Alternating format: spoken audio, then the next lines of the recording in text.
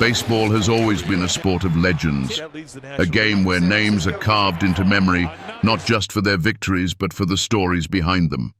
Among those names, few shine as brightly and then fade as suddenly as Tim Lincecum. For a brief and unforgettable window, he was not just a pitcher, but the very heartbeat of the San Francisco Giants, a phenomenon who defied logic and expectation. With a wiry frame, a delivery that seemed to defy the human body, and a fastball that exploded from his hand like lightning, he became a symbol of hope and wonder.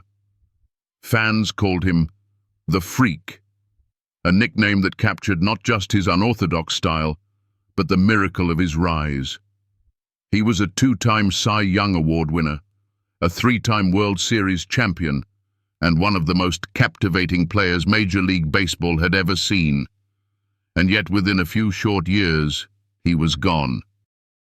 What happened to Tim Lincecum remains one of the most poignant and haunting stories in modern baseball, a tale of brilliance, fragility, and the unforgiving toll of a game that demands everything.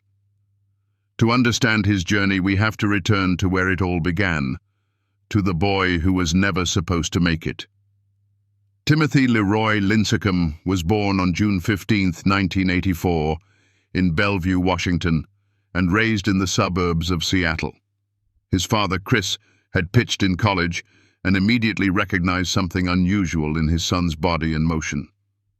From the time Tim was 5 years old, he was throwing a baseball under his father's watchful eye, learning not just how to pitch, but how to think about pitching. Chris believed his son's size would always be an obstacle. Tim was small, even for a child his age, but he also believed in perfecting mechanics to compensate. In backyards and on neighborhood diamonds, Tim practiced the wind-up that would later shock the baseball world, a whip-like motion full of torque and violence, yet precisely tuned to maximize every ounce of his small frame. Still, no one could have predicted what that skinny kid would become. By the time he entered high school, Tim was barely over 4 feet tall and weighed only 85 pounds. Coaches looked past him, convinced he was too fragile for serious baseball. But his arm told a different story. As he grew, albeit slowly, the velocity grew with him. By his senior year, now 5'11" and far from imposing, he was firing fastballs that touched 94 miles per hour. Scouts started to whisper, maybe this kid had something. Maybe the size didn't matter. He was offered a scholarship to the University of Washington, and the small boy with the big dream took his first step toward legend. At the University of Washington, Lincecum blossomed into one of the most dominant collegiate pitchers in America. His junior season saw him post a stunning 1.94 ERA, baffling hitters with a repertoire that seemed impossible from someone his size. His fastball occasionally kissed triple digits, his changeup disappeared like a ghost, and his curveball buckled knees. Fans and teammates began calling him the Freak, not as an insult, but as a badge of awe. How could a man so small create such force? His mechanics, honed by endless backyard sessions with his father, generated power that defied logic. In 2006, the San Francisco Giants made him the 10th overall pick in the draft, a decision that carried both excitement and skepticism. Could his body withstand the strain of such a delivery? Scouts worried, coaches worried, but fans dared to believe. When he debuted in 2007, the world got its first true glimpse. His major league debut was rocky. He allowed 5 runs in less than 5 innings, and whispers started immediately. Perhaps the mechanics wouldn't hold, perhaps this was all smoke and mirrors. But then, just weeks later, he silenced the doubt with a dazzling performance. 7 shutout innings, 10 strikeouts, hitters flailing at his unhittable mix. The Giants had found their ace. By 2008, Tim Lincecum wasn't just good, he was the best. He posted a 1.73 ERA in April, a sign of dominance that would carry him through the season. By the end of the year, he led the league in strikeouts, stood on the cover of Sports Illustrated, and was crowned with his first Cy Young Award. It was unprecedented. The skinny kid no one wanted had become the most feared pitcher in baseball. The following year, 2009, confirmed it was no fluke. Another Cy Young, another season of sheer dominance. He was an all-star, a sensation, and the unquestioned face of the Giants. His violent, twisting delivery was dissected by analysts, but on the mound, it was poetry, each pitch a blend of art and science. He was baseball's unicorn, a reminder that greatness could come in unexpected packages. Giants fans believed they were watching the early chapters of a Hall of Fame career. But shadows lingered. Scouts still murmured that no body could withstand that motion forever. Tim's father dismissed the concerns, insisting his son could throw all day and never get hurt. For a while, it seemed he was right. By 2010, Lincecum had become a postseason hero. With young stars like Madison Bumgarner and Buster Posey beside him, he led the Giants into the playoffs for the first time in years. In Game 1 of the division series against the Braves, he pitched a complete game shutout, striking out 14 in a performance that echoed through San Francisco like thunder. He carried that fire into the World Series against the Texas Rangers, where his brilliance helped secure the Giants' first championship since moving to San Francisco. A city starved for baseball glory now had a new hero, and he was unlike anyone who had come before. For the next 2 years, Lincecum remained a star. He was a fixture in the rotation, a beloved figure in the clubhouse, and a pitcher whose starts became must-watch events.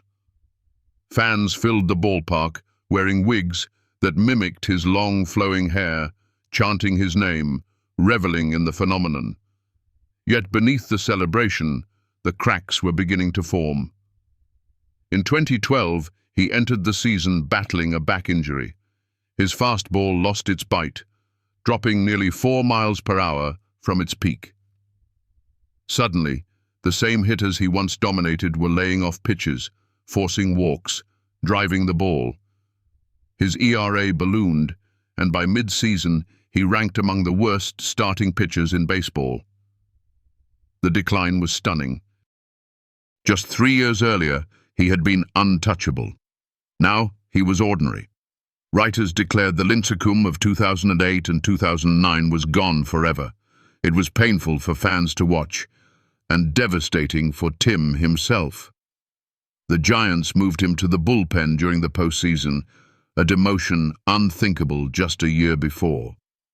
Yet in a twist befitting his resilience, he thrived in relief. He pitched brilliantly in the playoffs, helping the Giants capture their second championship in 3 years.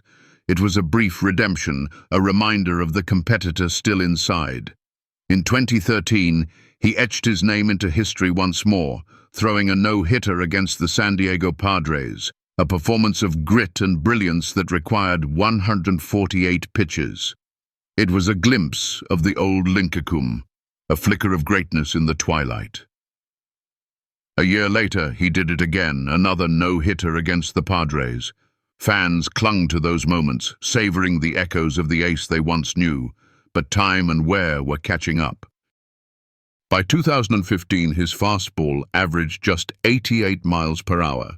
Hitters no longer feared him. Injuries mounted. A line drive struck his pitching arm, forcing him from the game, and later that year it was revealed he had been battling a hip condition for years. Surgery ended his season and effectively his career with the Giants. He became a free agent, determined to fight back. In 2016, the Los Angeles Angels gave him a chance. For 6 starts, he tried to summon the old magic, but it wasn't there. He allowed 30 runs in those games, his ERA soaring, his confidence gone. He was sent down, then let go. A brief deal with the Texas Rangers in 2018 ended without a single major league appearance. And then, he was gone. Tim Lincecum, the face of baseball just years earlier, vanished from the sport. No farewell tour, no final standing ovation. He simply disappeared, leaving fans to wonder how it had all slipped away so fast. But perhaps that is what makes his story so unforgettable. His brilliance burned like a comet, dazzling, brief, impossible to ignore. In a way, his career was a reflection of baseball itself, unpredictable, fragile, and utterly captivating. Giants fans still talk about those October nights when he stood tall on the mound, long hair flowing, fearless and electric. For them, he will always be a champion, always be the freak, always be the little giant who defied the odds. And that is the paradox of Tim Lincecum. His career may not carry the longevity of legends like Nolan Ryan or Greg Maddux, but for those who witnessed his rise, he occupies a space just as sacred. He proved that greatness does not always conform to expectation, that size and appearance mean little compared to heart and skill. He showed us the joy of baseball in its purest form, unexpected, dazzling, fleeting. And though he is no longer on the mound, his legacy lives on in every fan who believed, for a time, that magic was real. In the end, Tim Lincecum's story is not just about baseball. It is about dreams, about the price of brilliance, and about the fragility of the human body against the demands of greatness. It is about a boy who was never supposed to make it, who rose to the highest heights, and who left too soon. And it is about the memories he gave us, memories that cannot fade, even if he has. For a short time, he was the best pitcher in the world. For a short time, he was ours, and that will always be enough. The story of Tim Lincecum lingers because it is both triumphant and tragic, both inspiring and sobering. He was proof that baseball can still surprise us, that a wiry kid with an unconventional motion could become the face of a franchise and bring a city to its feet. He reminded us that the game is not always about longevity or perfect mechanics. It is about moments, about flashes of brilliance that live forever in memory. His 2 Cy Young Awards, his post-season heroics, his no-hitters, and his role in 3 championships form a legacy that no decline can erase. And yet his story also warns us how fragile greatness can be, how quickly it can vanish, and how human even our heroes are. For fans in San Francisco, he will always be the small giant who carried them to glory. For baseball, he will always be a symbol of what is possible when heart and talent collide.